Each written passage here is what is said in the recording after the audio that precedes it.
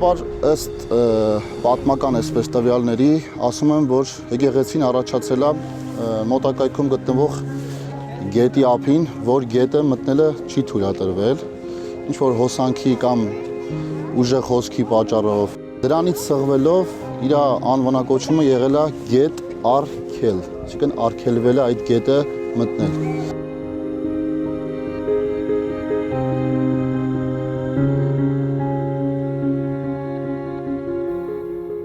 Միշտ ամեն տարի ամուսնուս հետ, թորնիկներիս հետ միշտ հաճախել ենք այս եկեղեցին, իսկ վերևի սարի վրա մի հատ քար կա, որ միշտ պապիկի հետ նստում էինք ու ինքը պատմում էր մեր հին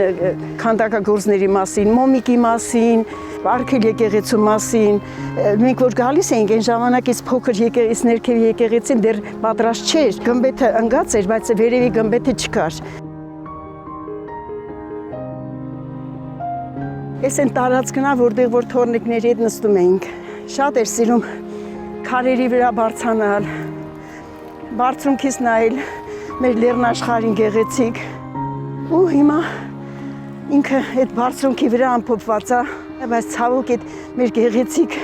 բնապատկերը ինքը այժմ չի կարողանում տեսնել։ Շատ ցավալի էր, նոր իր գերեզմանից են գալի։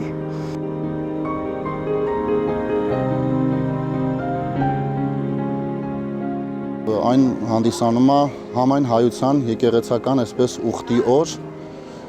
որ ես կարծում եմ, որ պետք է ինչպես ցանկացած ուխտի, այնպես էլ այստեղ ոտքով գնալ։ Տեսնում եք ինչքան մեքենաներ կա վերևում, ինձ թվում է, որ նպատակը այլ է, պետք է ուխտագնացության գնալ ոտքով, որպեսզի քո ուխտիդ կանչը եւ այսպես ասած այդ տոնիդ փառապանցումը ավելի կատարյալ եւ ավելի իրական լինի։ Ուստի Աստված պահապան մեր հայությանը եւ Գետառքելի Սուրբ այս եկեղեցական տոնն էլ թող ընդունելի լինի բոլոր նպատակների իրականացման համար։